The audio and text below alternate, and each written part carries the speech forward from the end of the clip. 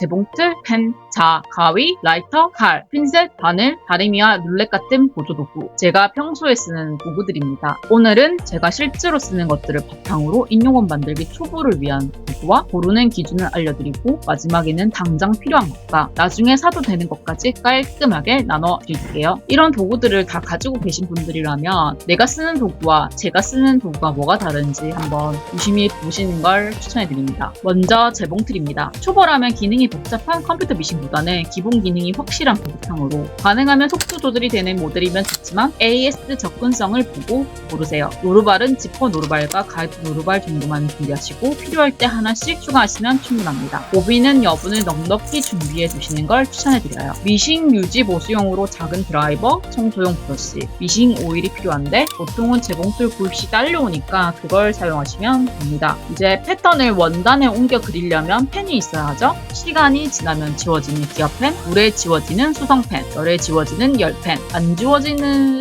원단이 있어요. 확인을 하고 사용을 하셔야 됩니다. 저는 한 번씩 다 당해봤어요. 그리고 어두운 원단에는 왁스 초크를 쓰거든요. 왁스 초크는 네모나게 생겼는데 칼로 조금씩 깎아서 얇게 쓰면 정교하게 그릴 수도 있어요. 이건 다림질을 하면 지워집니다. 인용 옷은 1mm 오차도 핏이 달라지니까 펜선이 굵어지면 즉시 교체해주세요. 가위는 제가 변태적일 정도로 집착하는 면이 있어서 가위에 관해서만 저번에 영상 올린 것도 있거든요. 저는 가위는 한 7종류를 사실 쓰기는 하는데 15cm급 재단가위, 7cm급 소형가위, 쪽가위 이렇게 세 가지는 충분합니다. 공품 기준은 끝이 뾰족하고 날이 얇고 가벼워야 합니다. 가위가 둔하면 정확하게 자를 수가 없어서 핏이 달라지고요. 코너와 시접, 실 정밀도 정확도가 바로 차이가 나거든요. 그리고 특히 쪽가위는 끝이 얇고 뾰족한 거를 고르시면 좋아요. 그렇게 되면 송곳 대용으로 코너 성형에도 쓸 수가 있어요. 실 뜯기 대용으로도 쓸 수도 있고요. 실이 날렵하게 잘리니까 라이터로 지질 필요도 없어요. 1가 3P입니다.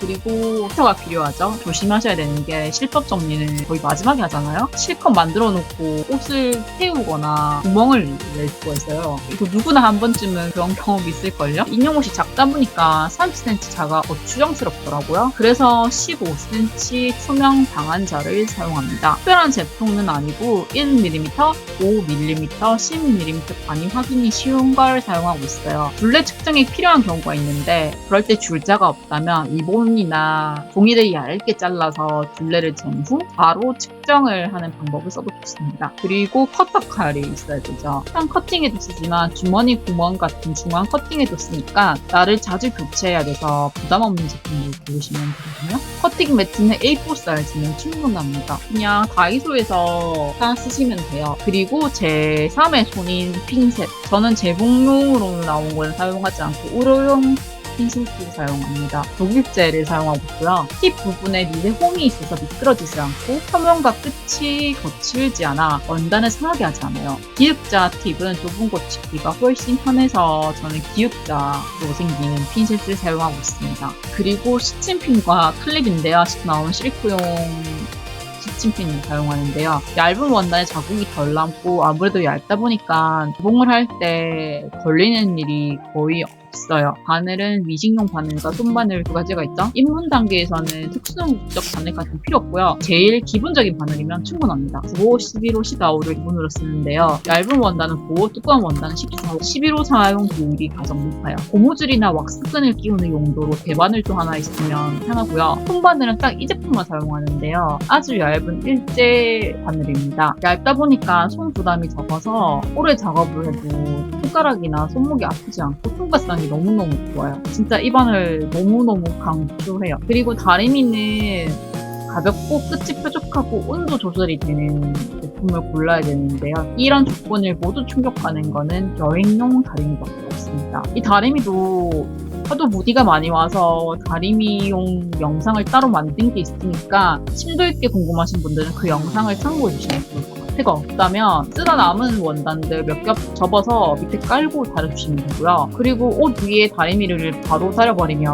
어떤 원단은 광택이 나거나 이렇게 눌러거나 그럴 수도 있어요. 옷 위에 아주 얇은 아사면 같은 걸 한 겹 덮거나 종이 오일을 올려주고 다리면 그런 위험을 어느 정도 차단할 수 있어요. 없어도 되지만 있으면 더 편한 보조 도구들인데요. 핫픽스 어플리케이터는 저한테는 필수 도구거든요. 저는 핫픽스를 많이 쓰는데 작업성이 확 좋아져요. 특히 플랫형 말고 그 반구형들 있잖아요. 그럼 이 어플리케이터가 있어야 됩니다. 크로바나 시저 블렛은 시접을 가름돌로 처리할 때 눌러서 펼치기가 편해요. 손톱으로 하는 거랑 무슨 차이가 있어라고 하실 수 있는데 물론 저도 그렇게 생각했거든요. 좀 달라요. 편해요. 좋아요. 블렛은 자국을 만들어서 접을 수 있거든요.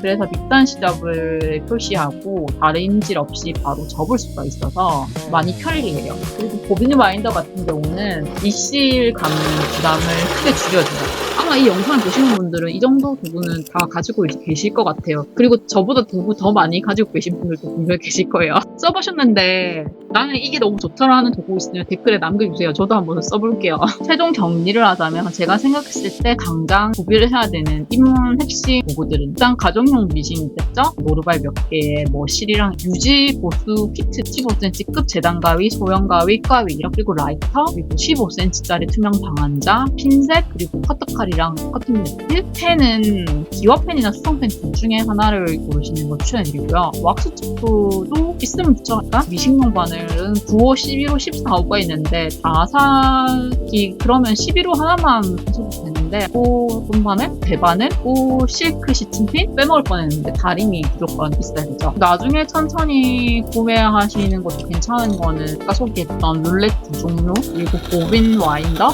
그 어플리케이터는 사실 저한테는 필수인데 아직 초보 단계에서는 필요 없을 수도 있는 제품이라서 천천히로 뺐거든요. 근데 그것도 하러 다니면 10,000원 정도밖에 안 해서 근데 이런 식으로 이거 얼마 하니까 사자 이러다 보면 10만 넘는 거 금방이더라고요. 다림질할 때 쓰는 시접자가 있어요. 그 시접자를 붙여주고 다리면 되는 건데 그것도 있으면 편하긴 한데 잘 안 써지더라고요. 다림질할 때 쓰는 매트, 지봉틀 솜을 줄여주는 듯하는 매트 그거랑 뭐 줄자 그리고 추가 노루발들 5개 필요하고 부분은 시접 가이드나 홍보, 실습계 그리고 원형 로터리 칼 같은 거 이런 거는 나중에 쓰다가 필요하면 구매하시는 걸 추천해드립니다.